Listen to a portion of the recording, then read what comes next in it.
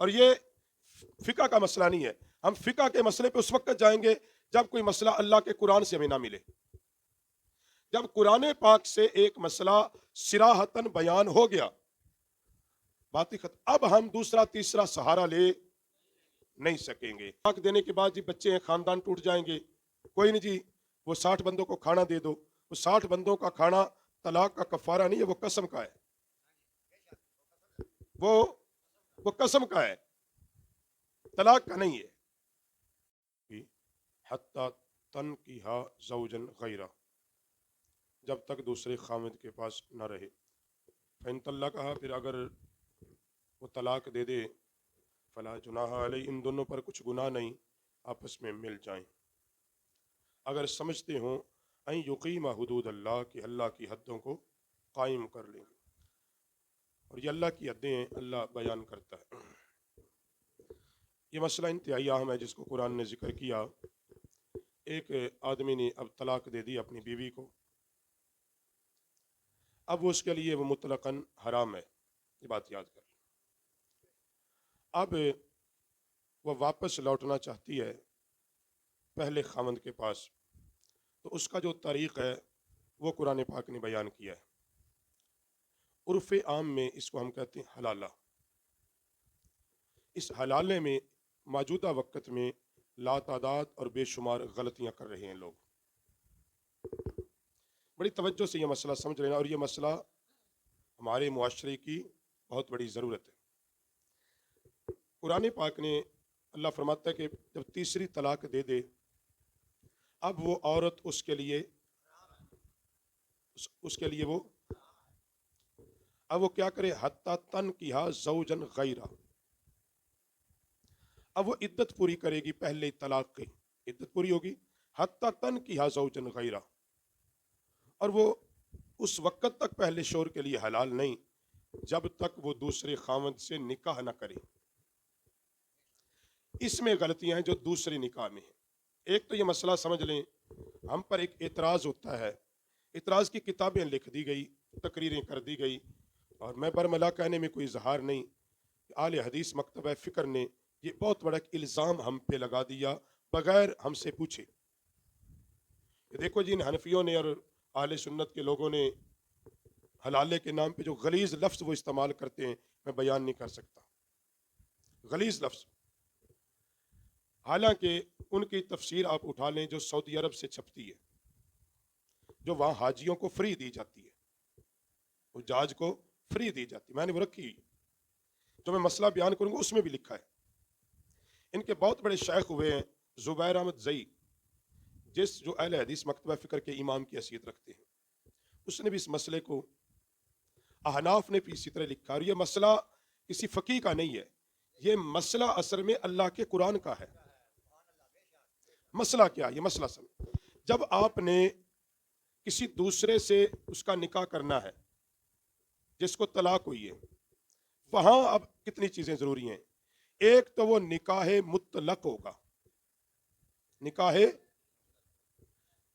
مطلق کا مطلب یہ ہے کہ نکاح سے پہلے کسی قسم کی پابندی عائد، یعنی جس لڑکے سے لڑکی نکاح کرتی اس پہ بھی پابندی، اس شرط پہ تیرے ساتھ نکاح کرتے ہیں کل تو طلاق دے دینا.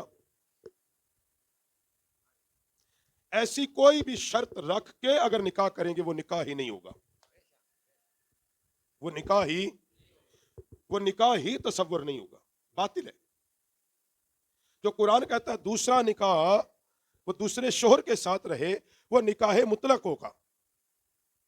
پہلے شوہر کی طلاق، عدت کتنی عدت ہے طلاق کی؟ کتنے؟ کمال ہوگی کہ شکر ہے اللہ. چلو 4 مہینے بھی صدا آئی ہے میرے کان تک. ایک پاس 4 مہینے دی آئی ہے. مطلقہ کی عدت کتنی ہے؟ 3 مہینے پوری کرے گی. اب وہ عورت کسی دوسرے مرد سے نکاح، اور وہ نکاح مطلق ہوگا جیسے ایک عام نکاح ہوتا ہے. اس کا حق مہر بھی متعین ہوگا، اس کے گواہ بھی ہوں گے. یعنی ایسی شرائط لگانا کہ تیرے ساتھ اس کا نکاح کر دو، اس کو کہنا کچھ نہیں. سمجھ گئے؟ نکاح کر دیتے ہیں کل طلاق دینی ہر قیمت پہ، تو وہ نکاح ہی نہیں ہوگا. وہ نکاح ہی وہ نکاح ہو جائے، اب وہ دوسرے شوہر کی مرضی، وہ چاہے تو طلاق نہ دے، ٹھیک ہے۔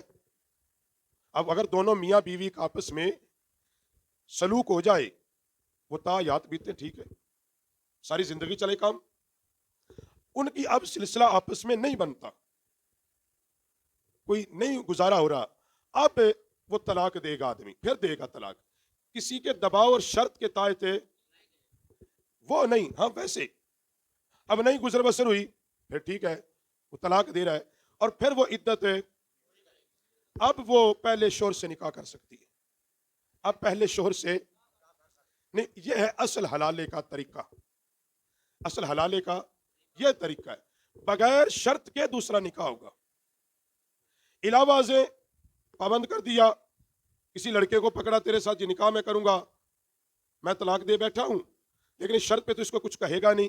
نبی کریم صلی اللہ علیہ وسلم کی بارگاہ میں ایک صحابی حاضر ہوئی، اس کو طلاق ہو چکی تھی اور اس نے آگے نکاح کر لیا، وہ آقا علیہ السلام کے دربار میں حاضر ہوئی، عرض کرتی یا رسول اللہ صلی اللہ علیہ وسلم، ہاتھ کے اشارے سے کہ جس سے میرا نکاح ہوا ہے یہ پہلے سے بھی کیا گزرا ہے ازواجی تعلقات کے پورا کرنے میں۔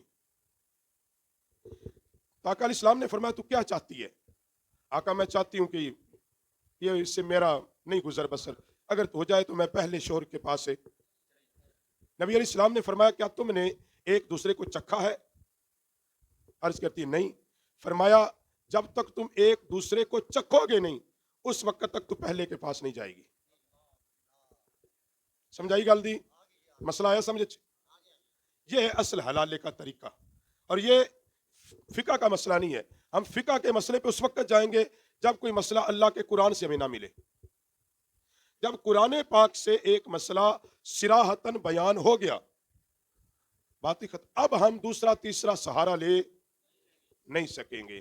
یعنی نبی علیہ السلام کے عمل سے، حضور پاک علیہ السلام کے فرمان سے کہ اس کے لیے لذت کا چکھنا ضروری ہے، فقہی زبان میں خلوت سیاح، اور دوسرا جو نکاح وہ ہو بغیر کسی، ہاں اگر شرط لگا کے ہوگا وہ نکاح سرے سے منعقد ہے، اور اسی طرح اگر وہ پہلی بیوی پہلے شوہر کے پاس رہ رہی ہے، اب اس کے بعد جتنے مراحل ہیں وہ خلاف شرع ہیں، حرام ہیں، گناہ کبیرہ، یہ بات یاد رکھیں۔ اس کے بعد جو اولاد ہوگی وہ بھی پھر ایسا ہی سلسلہ۔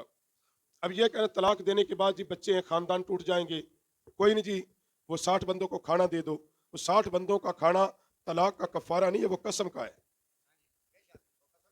وہ قسم کا ہے، طلاق کا نہیں ہے، آئی سمجھ۔ ایک مسئلہ میرے پاس ایسا بھی آیا بدقسمتی سے، اور یہ اس بندے نے مسئلہ بتایا جس کے ساتھ یہ بیتا، انہوں نے کہا ہماری میاں بیوی کی آپس میں جھگڑا ہوا، میں طلاق دے بیٹھا۔ میں کہا پھر کیا ہوا؟ انہوں نے کہا پھر اسی کٹھے رہندے پے ہیں۔ میں نے کہا جی وجہ شرعن تو وہ اب تیرے لیے ٹھیک نہیں ہے۔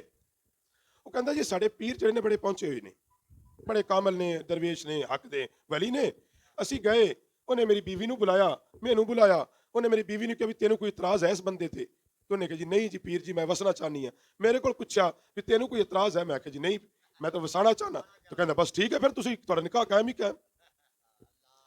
یہ ہنسنے کی بات نہیں، یہ ہے رونے کی بات، فکر اور رونے کی بات ہے۔ یعنی وہ تو ایک نکاح مجھ تک پہنچانا، اب ہو سکتا ہے وہ کتنے مریدوں کو اس نے ایسے کر دیا ہوگا،